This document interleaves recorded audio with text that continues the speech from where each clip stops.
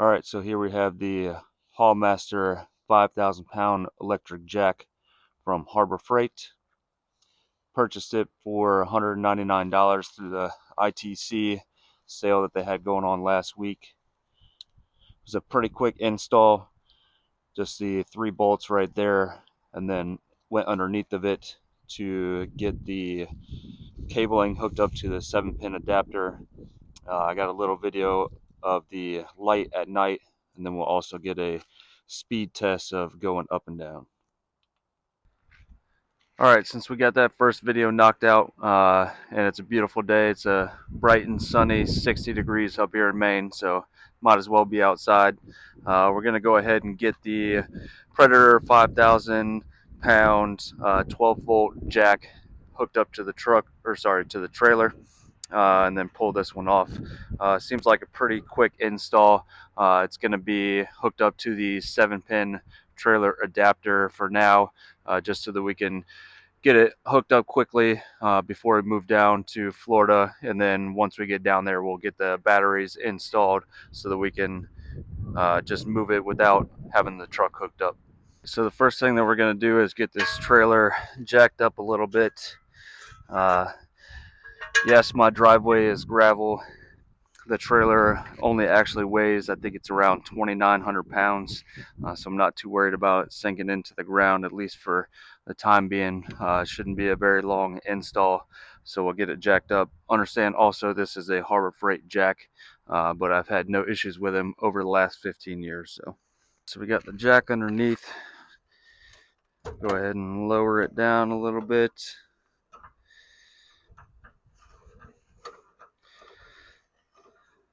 And this gravel is pretty compact, so not too worried about it sinking down too much. Like I said, it shouldn't take too long. So we'll go ahead and pull this one out. Alright, let's go get our tools. Alright, so I think these are actually threaded in, so nothing on the bottom. We'll go ahead and pull these off.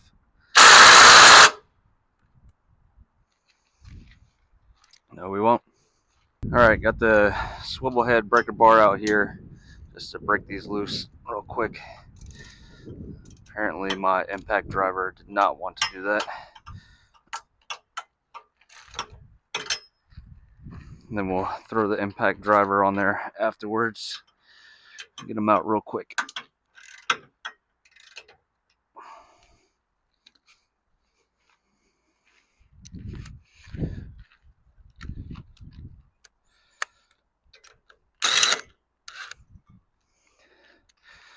Looks like they are threaded in there.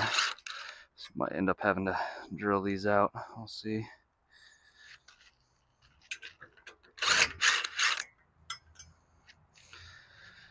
Alright.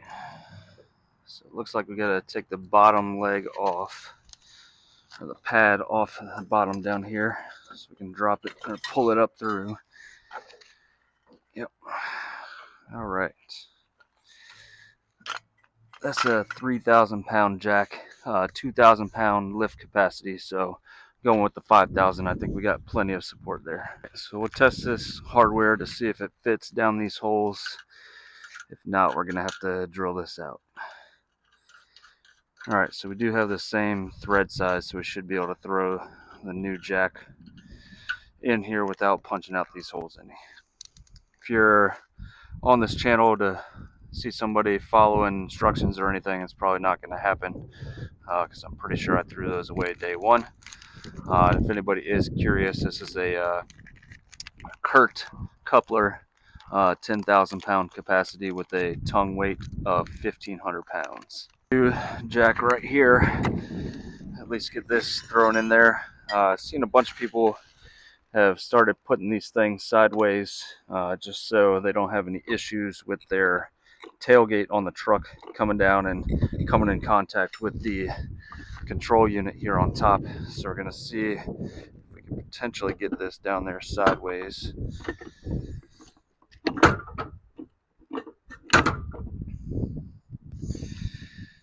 It looks like the bolt holes are a little bit off, so I think maybe,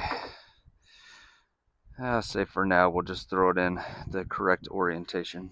All right, so because these do have a nut that goes on the bottom, I have to go get a wrench for those. Like I said, a lot of people have turned these sideways to fix the orientation with their truck tailgates. My truck does have a 6-inch lift on it.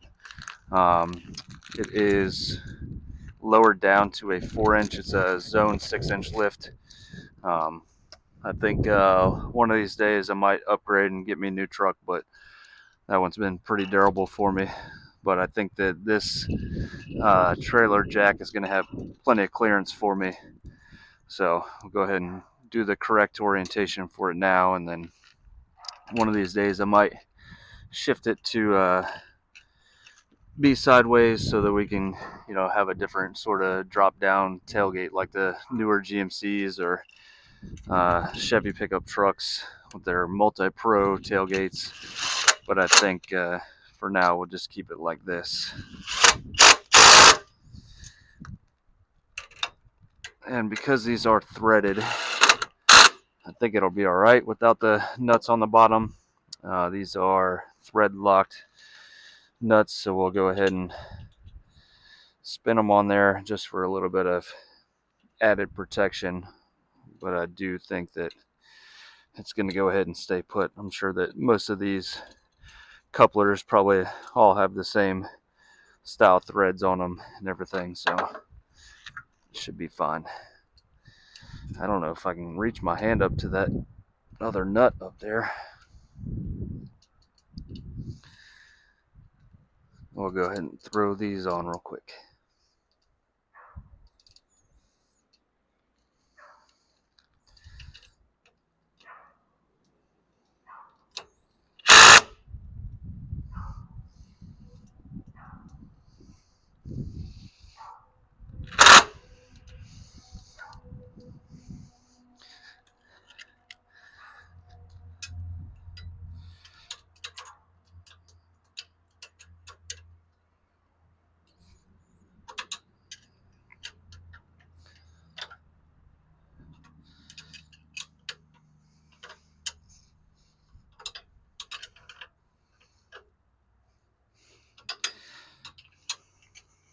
So I think since the nuts are not necessarily needed with this one up here in the front, I'm not sure if I can even reach it. I might be able to stick an extension up there and get to it. But I think that just having the bolts in the pre-threaded area, I think it should be alright. For now, at least.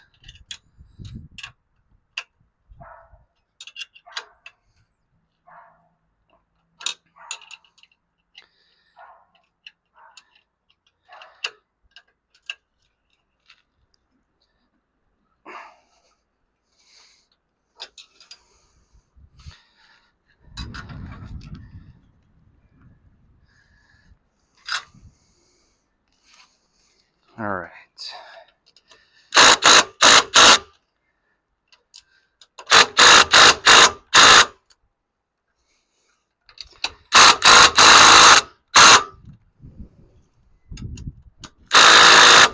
Not too worried about these being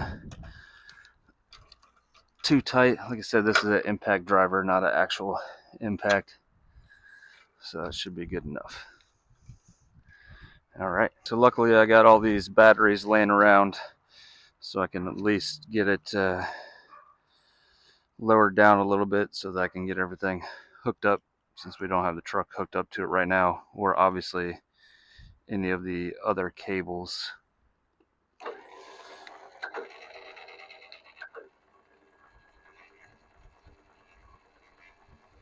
I don't know about this speed on here, but obviously this very small, I think it's like a 5 amp hour battery, is not going to be sufficient to move this thing at any sort of rate, but at least is enough power to get it moving.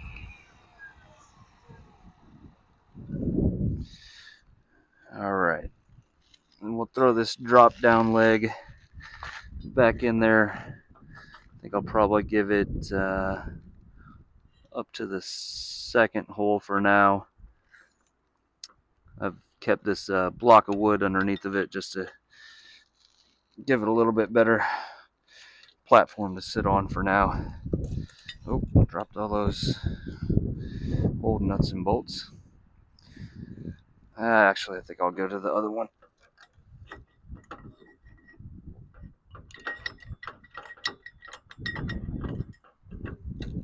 I can at least see how far we need to raise it to get it to move around a little bit. Yep, keep going backwards on it. We'll see if this has got enough power to lift the trailer up off of this small battery here. Oh yeah.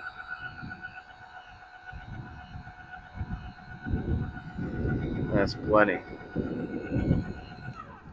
Alright, we'll go ahead and pull the jack out. Get it dropped down to where it was previously.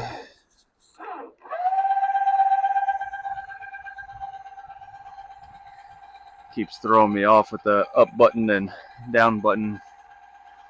You would think when I want to go up, I want to lift the trailer up, but it does lower it back down.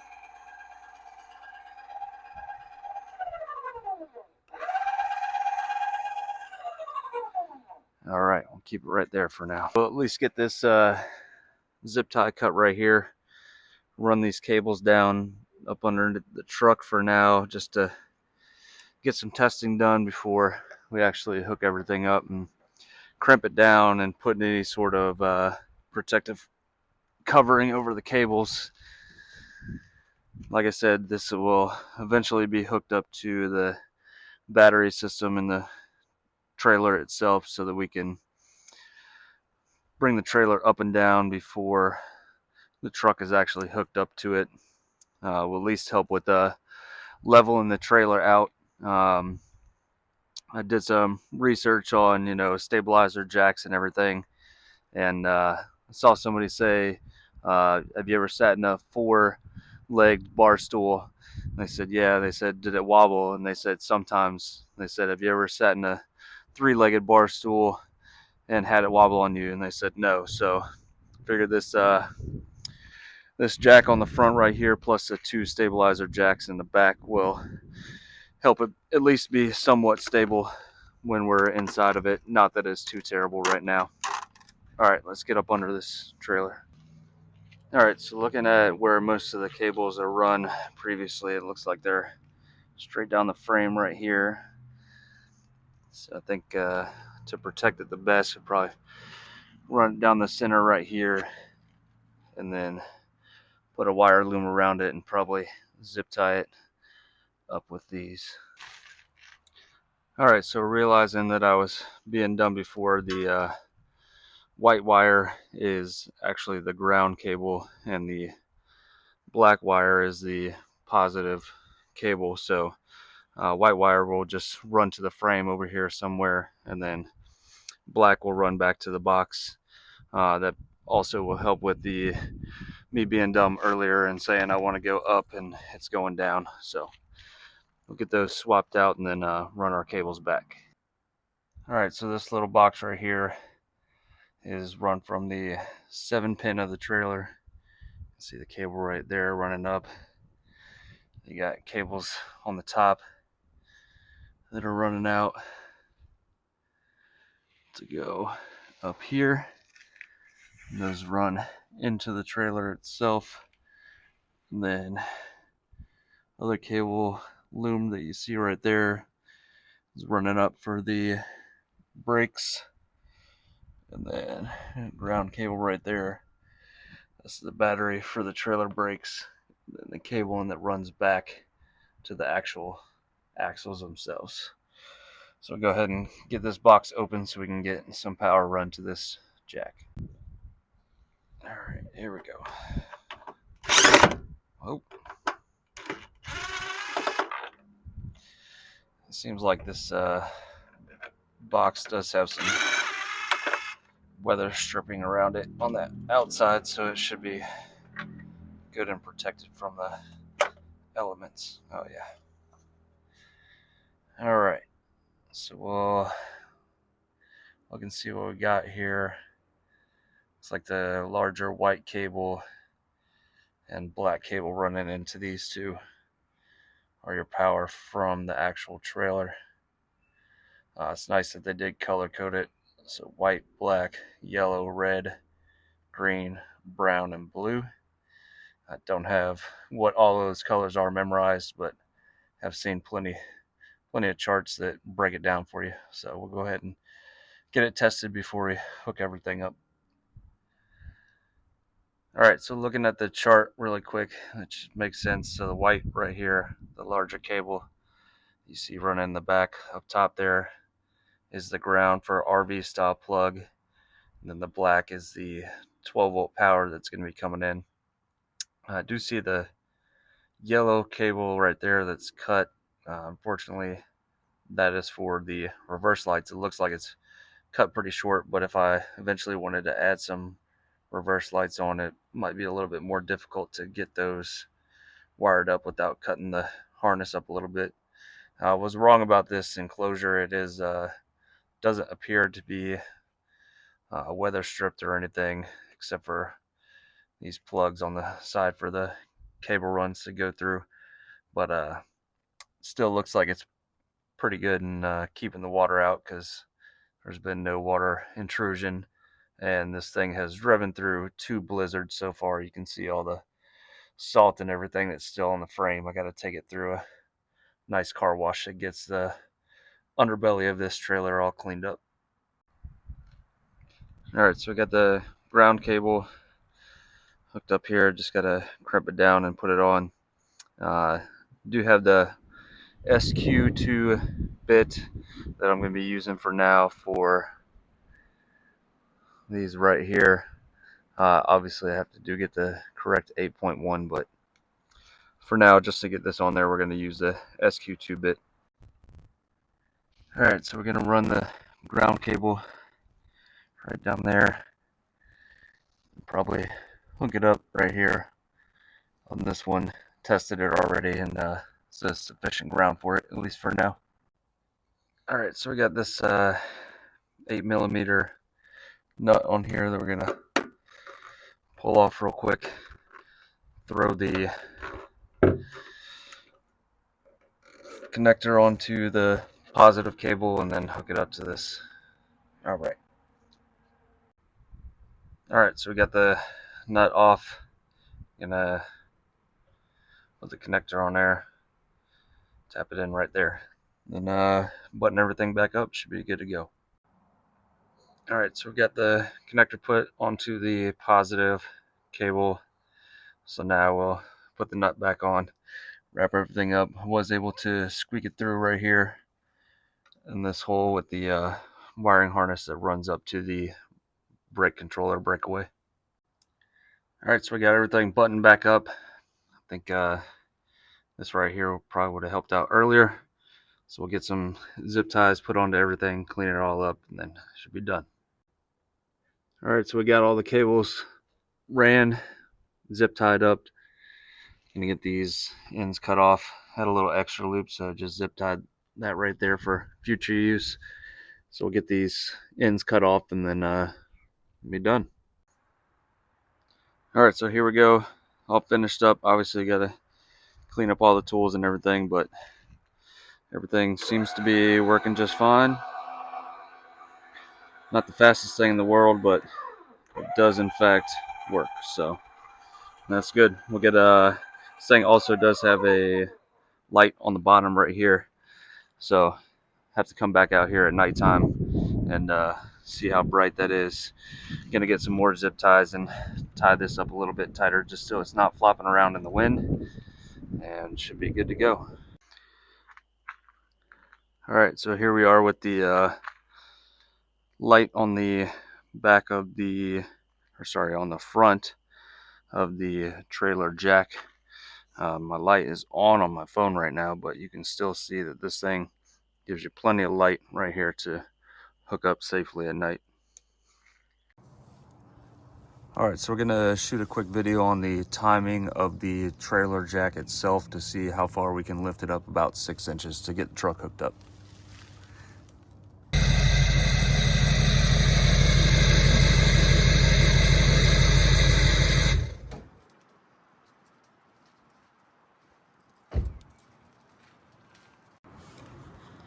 So we're starting out about 18 inches right now. See how high we can raise it. We'll probably do about 4 inches just to get it up a little bit. See how long that it takes to get it high enough. All right, here we go.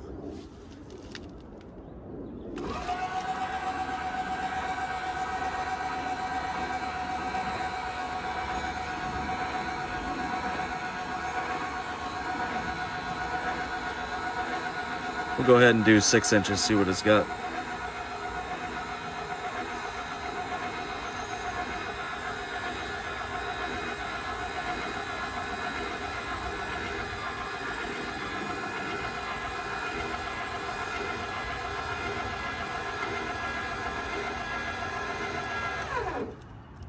All right, so about 33 seconds for 6 inches.